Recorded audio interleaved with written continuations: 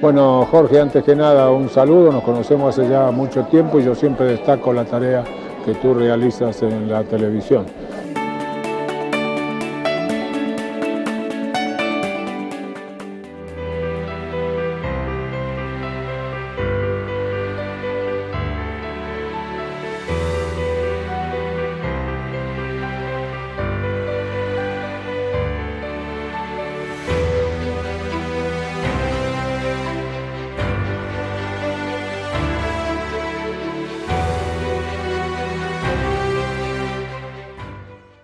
Un científico, usted que está a cargo de este laboratorio tan importante para el país, para la ciencia, un científico, discípulos, becarios, gente que usted dirige, que lo acompaña en la tarea de estudio, de investigación, ¿tiene que tener pasión por lo que hace?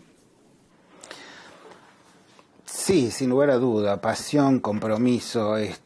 Hoy hablamos que las nuevas generaciones son menos comprometidas que las antiguas generaciones para algo. Es algo que se sigue cuestionando y se debate en el ambiente. Yo creo que es relativo a eso. Yo creo que hay una inquietud.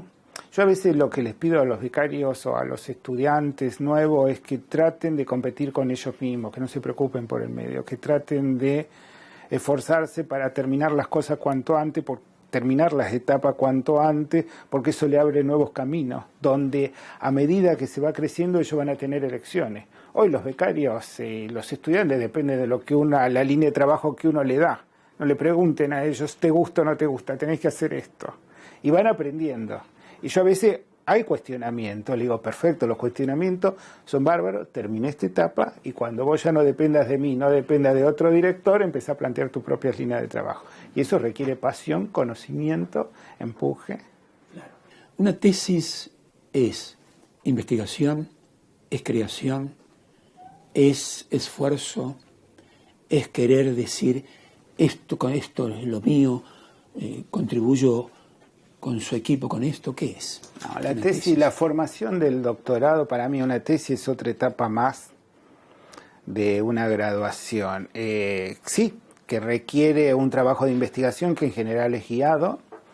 En general casi todo lo que termina la tesis terminan como desconforme, que le falta algo a ese trabajo. Justamente porque nunca se cierra un trabajo científico. Cuando a usted le dicen, bueno, escribí esto porque acá terminamos, es como que, pero ¿y qué pongo? Porque todo esto se podría continuar. Estos experimentos habría que repetirlos para estar seguro. Y si no, no va a terminar la tesis nunca. Como yo le digo, tienen 4 o 5 años. Punto final, se publican los datos y después se verá. Después la opción si vas a hacer el postdoctorado afuera o seguís dependiendo de otra persona. Y ahí sí empezará a generar nuevos conocimientos ya sin un director. Por eso yo creo mucho en la juventud, en las iniciativas, pero hay que darle un fuerte apoyo a eso. Pasteur dijo una frase famosa de él que utilizaba mucho Usay como si fuese de él. Usay lo hacía, parecía, hablaba y no decía, esto lo dijo Pasteur, ¿no? Por ejemplo, Pasteur, cuando le ofrece la Universidad de Pisa un cargo muy alto y por tanto muy buenos honorarios, contesta de puño y letra: la ciencia no tiene patria, pero el hombre de ciencia sí tiene patria. Si aceptarme, es un halago este ofrecimiento, aceptarlo, 1871. En este momento que mi patria le va tan mal, me haría sentir un desertor.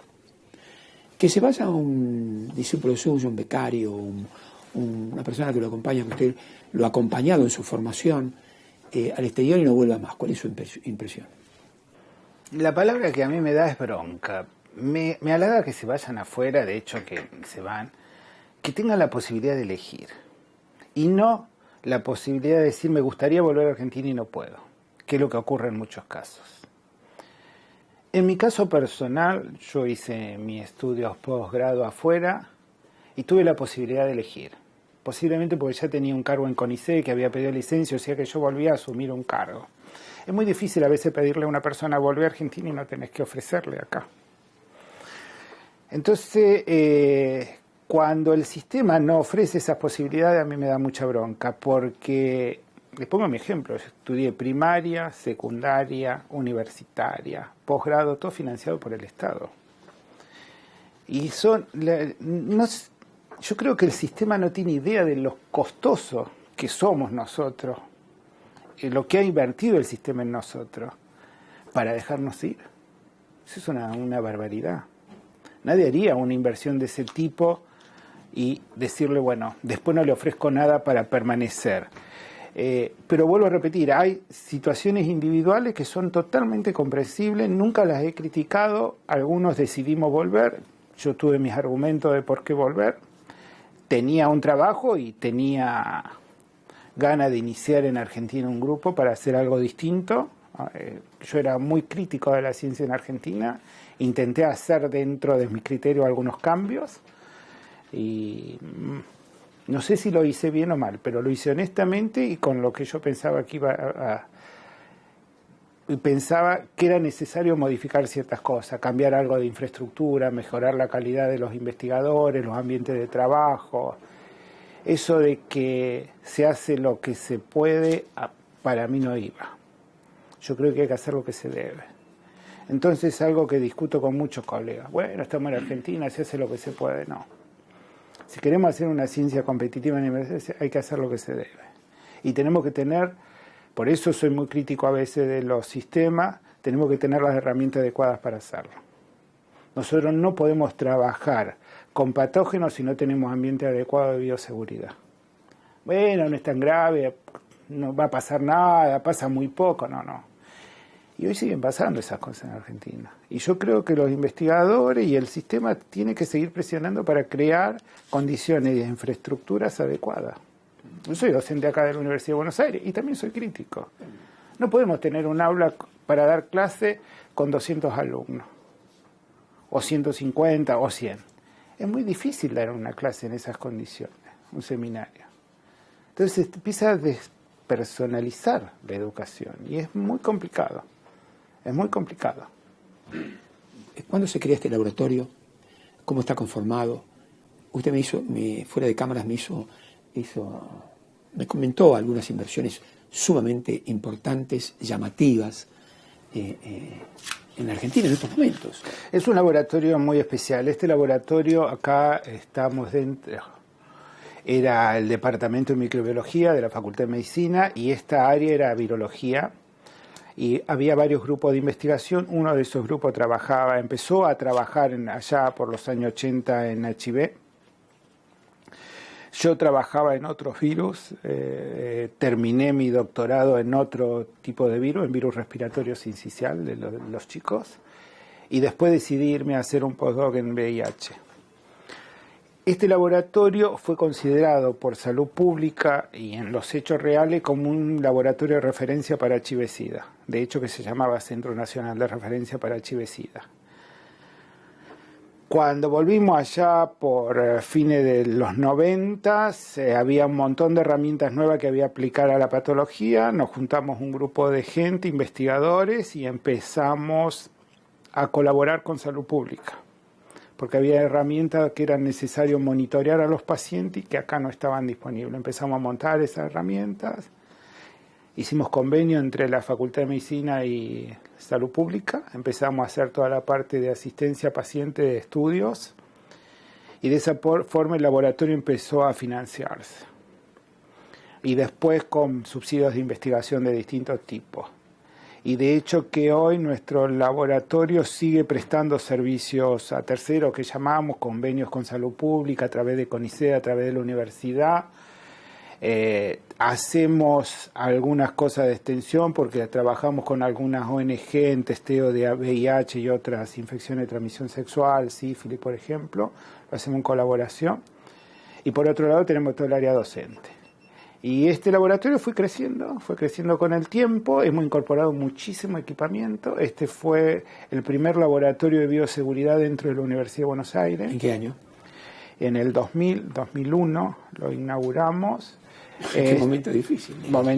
Fue justo antes de eso. Por suerte logramos terminar los laboratorios y luego con distintos subsidios, ya sea de la Universidad de Buenos Aires o de CONICET, se fueron equipamientos de alta complejidad, que hacemos mucho esfuerzo en mantenerlos y bueno, por suerte hemos logrado también tener técnicos altamente especializados provisto por la universidad o CONICET. Es un laboratorio que tiene personal de ambas instituciones. El personal, nosotros tenemos como una capacitación permanente del personal. Tratamos de trabajar bajo normas de procedimiento muy estandarizadas, tanto los técnicos y los demás. De hecho, que estamos, en una época teníamos todos los procedimientos de laboratorio validados bajo normas ISO, después por unos cambios institucionales que hubo en el 2012 lo dejamos de hacer, y este año volvemos a insistir a la validación de procedimientos bajo normas ISO. ¿Con Irán? Sí. Estamos trabajando y yo espero que a fin de este año ya lo tengamos todo hecho. De hecho, que estamos participando, por ejemplo, este laboratorio participa en estudios clínicos internacionales, los cuales nos exige un grado de nivel de procesamiento y de procedimientos muy estrictos, y que los hemos hecho. O sea, por eso le digo que contamos con un personal altísimamente calificado. ¿Cuánta gente lo acompaña, doctor? En este momento en el instituto hay 21 investigadores de carrera, tanto de CONICET o de la UBA. La mayoría son de CONICET, en distintos grados o categorías. Tenemos 21 becarios que están haciendo el doctorado, ya sea de la UBA o CONICET también. Después tenemos todo un equipo de técnicos que son más o menos unos 18, que manejan distintos instrumentos, procesamientos de rutina, y después tenemos un grupo de 5 personas administrativas. Con eso manejamos todo el instituto. ¿Cuáles fueron los adelantos o de qué manera usted considera que el instituto ha contribuido a la investigación científica sobre el SIDA? ¿Cuáles han sido los aportes? ¿O cuál considera usted que siguen siendo hoy los aportes? Yo siempre digo que el mejor aporte es formación calificada de recursos humanos, porque el hecho de tenerlos solucionan problemas. No le puedo decir que hemos montado toda la parte de estudio de resistencia de pacientes, hemos monitoreado la resistencia basal en Argentina, en los pacientes de HIV. Son pequeños aportes, pero me parece que la clave de este tipo de instituciones es la formación del recurso humano. Argentina, estoy convencido que tiene excelentes recursos humanos y podemos competir a nivel internacional. De hecho, que cuando yo le hablo de algunas técnicas de laboratorio, nosotros las tenemos validadas internacionalmente, contra laboratorios de primera línea de afuera. Eso hace que nosotros podamos, ante eventuales problemas, inquietudes de los médicos, lo más, tratar de resolverlos y ayudarlos, que en el fondo estamos ayudando al paciente, porque se presentan muchos casos. Bueno, esto tiene una relación con USAID, lo que usted acaba de decir. Incluso Paladini, que lo entrevisté varias veces, que escribió el libro este famoso de USAID, la formación, hacía referencias constantes a la importancia de la formación de los... Para mí es clave, para mí es algo de una de las cosas más importantes que hacemos, porque uno puede decir, bueno, trabajamos en estudios con ONG, ayudamos a hacer testeo fácil, tenemos convenio con Salud Pública para monitorear algunos laboratorios provinciales en cuanto a la calidad de los resultados que generan, para colaborar con grupos de infectólogos, hay líneas de inmunologías básicas, ahora hay otros grupos que están trabajando en otros virus también acá dentro del grupo, hepatitis C, Zika, gente que trabaja en coinfecciones con HIV y tuberculosis.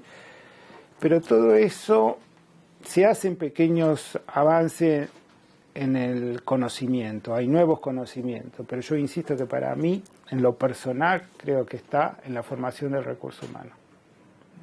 Ahí está la diferencia. Durante esta charla que usted me ha permitido, en algunos pasajes se habla de las ciencias básicas, ha dicho por encima, y las ciencias aplicadas.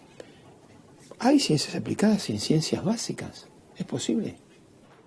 Hay ciencia, a veces las tratamos porque la misma literatura o la bibliografía trata de separar para encuadrar. Pero es posible, la pregunta sería... La ciencia es mucho más multidisciplinaria. Sí. Mucho más multidisciplinaria. Sí. Cuando me refiero es que los equipos necesitan científicos básicos, científicos con experiencia clínica. Hoy hablamos de sociólogos. sociólogos, lo que ellos llaman ciencias sociales, y lo que hay es la idea de una investigación básica que luego tiene que ser trasladada, por eso hablamos de medicina translacional.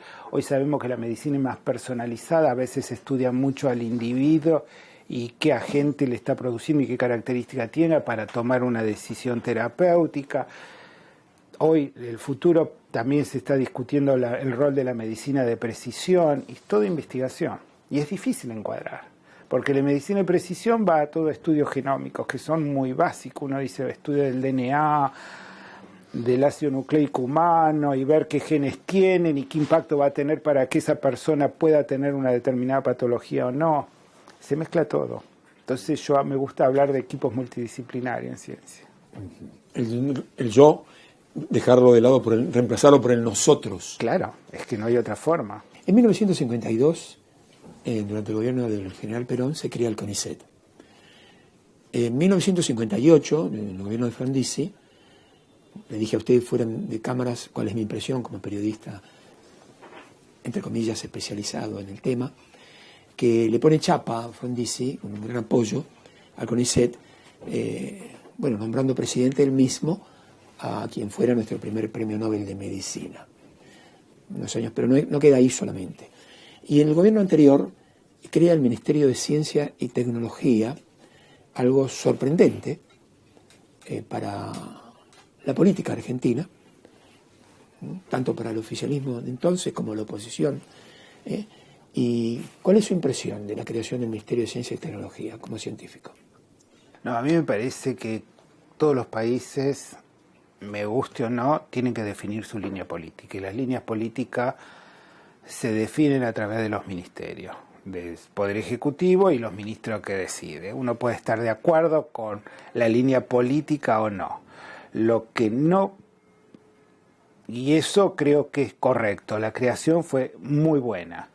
Lo que a mí me parece que en Argentina, la ciencia, y bueno, yo hablo de la ciencia que es lo que me incumbe, pero la educación, deben tener un financiamiento sustentable en forma permanente creciente. Porque tanto la educación cada vez demanda más recursos, la ciencia cada vez demanda más recursos, y no podemos estar que en septiembre empecemos a discutir presupuesto que va a ser igual al del año pasado y no se tienen en cuenta los crecimientos que deben tener los grupos de investigación y los mismos grupos de educadores. Entonces, creo que en Argentina la creación del Ministerio de Ciencia y Técnica fue algo fantástico. Me parece que hay que seguirlo apoyando. Lo que también hay que hacer es conseguir una ley de financiamiento del sistema científico. Así no podemos continuar. Acá vamos a tener problemas permanentemente. Vamos a tener problemas que en determinados años se van todos los científicos de afuera y después tenemos que volver a hacer estos programas, a ver quiénes quieren volver, porque vuelven a quedar. Yo viví esa etapa en la ciencia de que no había generación intermedia. Estaban los doctores Palladini, como los nombró usted, y después no había casi gente intermedia. Pues se estuvo yendo casi la mayor parte ante la escasez de recursos en ciencia. Ahora se empezaron a generar generación intermedia. Y es preocupante, para mí es preocupante porque creo que podemos llegar. Hoy los indicadores a mí me están diciendo que la gente se quiere ir. Este juicio crítico que usted ha emitido podría tener alguna cosa a favor. Ustedes tienen un científico hoy en la Cámara de Diputados, quien fuera presidente del CONICET, que seguramente este pensamiento suyo debe ser similar el que debe tener en función de esa ley de financiamiento a la que usted ha hecho referencia. ¿Tiene idea por algo sobre esto? No se lo pregunté, yo le hice una nota.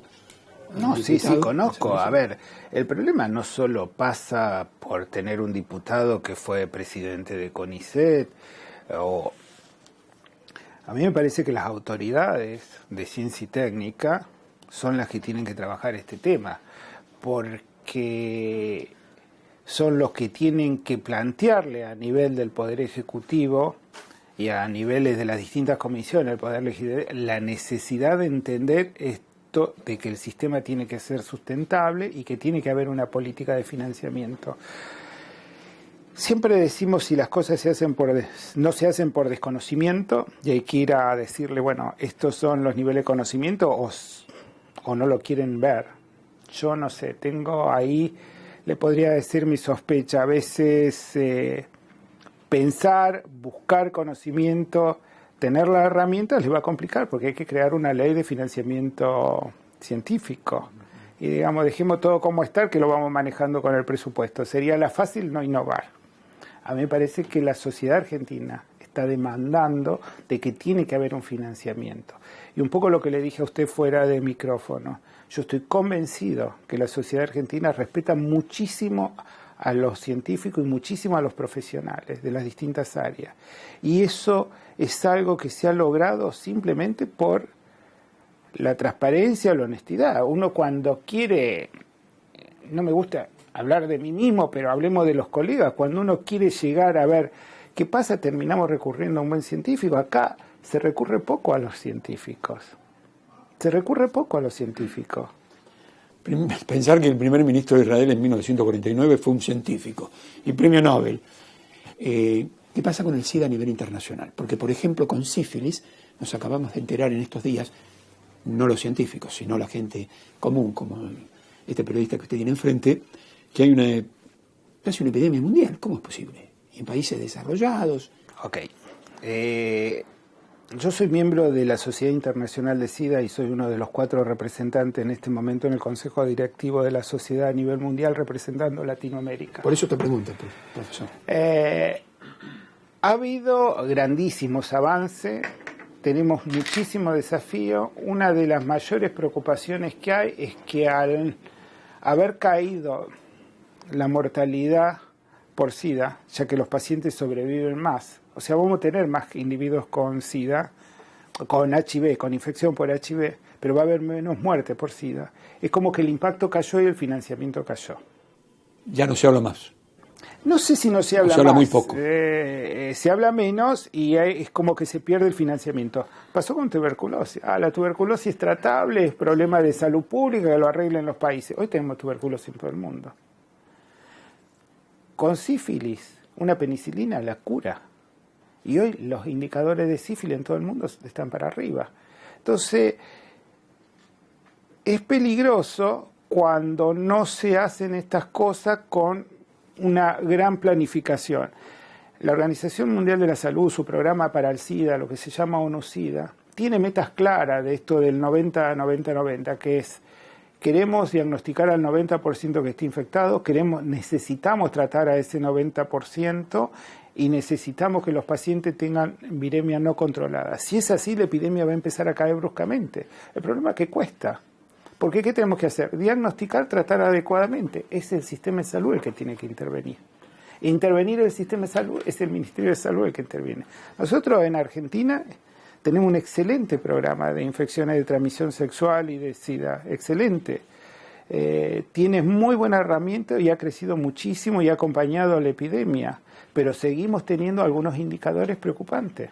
La transmisión vertical por VIH, que debe ser madre infectada, chico, cada 100 madres infectadas no deberían nacer más de 2 chicos infectados. En Argentina nacen 5. Y eso es falta de control durante el embarazo. Ya va mucho más allá. Sífilis congénita. Se consideran 0,5 casos por cada 1000. Argentina tiene 1,5, 3 veces más de lo que debería haber. Es preocupante, a pesar de tener uno de los mejores programas de salud pública. Usted tiene en su equipo la doctora Pando, una joven profesional que ha trabajado, si usted me lo permite, le voy a hacer una entrevista dentro de unos instantes, ha trabajado a nivel internacional, ha tenido una participación con gente que en definitiva usted dirige. La doctora Pando, para serle honesto, tenía otra directora de tesis que también es investigadora del instituto, pero la doctora Pando, cuando ingresa a CONICET, ingresa como investigadora y empieza a desarrollar sus propias líneas. Y se asoció a distintos grupos para hacer las tareas de sífilis, estos estudios sobre sífilis. Es una excelente investigadora, inclusive es joven, como dice usted, y es la que ha encarado muchísimo de los estudios epidemiológicos, esto de ver la prevalencia en poblaciones vulnerables, ver qué pasa con HIV, qué pasa con sífilis, qué pasa con otras infecciones de transmisión sexual. La verdad que sí, y hoy está involucrada en proyectos para mí bastante interesantes. Ahora sí, doctor, ¿qué es la vida para usted? Qué buena pregunta. Yo no soy tan filósofo, a mí me gusta pasarla bien, divertirme, me enojo mucho en el trabajo cuando las cosas no se hacen bajo ciertas normativas, me enojo mucho con la política, me enojo mucho con las autoridades de la universidad permanentemente, pero para mí es seguir trabajando, seguir generando conocimiento, seguir aportando a la ciencia. A esta altura estoy más en tarea de gestión, para serle honesto, que es conseguir fondos para sustentar esto, para que puedan venir investigadores jóvenes con nuevas ideas, con nuevas iniciativas. Y eso es lo que me gusta hacer. Así que si es por eso, estoy feliz. Mire, terminamos brindando con agua. Qué bueno, y porque es un elemento vital. El Papa ha hablado de una probable guerra por el agua, ¿vio? Una de las cosas que me permito decirle, doctor, que me sorprende en un científico, esa sonrisa que usted tiene casi pegada en su rostro, que supongo que tiene que ver con un hombre feliz. ¿Por qué quiere brindar usted? ¿Por qué brindaría? Ay, qué difícil. Qué difícil, para que la ciencia consiga su ley de financiamiento y que podamos estar mejor, porque eso repercute en la calidad de la gente. Entonces, si la gente está bien, todos estamos mejores. Gracias, querido doctor, por la vida, entonces, por la vida. Dicen dos besitos, agua. Por la vida, doctor. Gracias.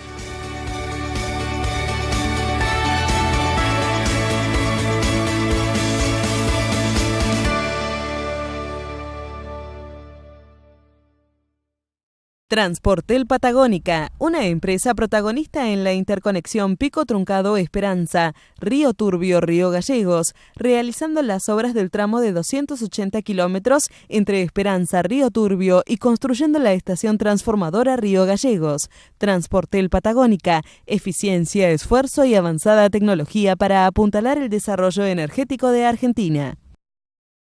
OTEC, la empresa líder en fabricación y comercialización de sistemas de tuberías de PRFB, presente en los principales acueductos del país y la región.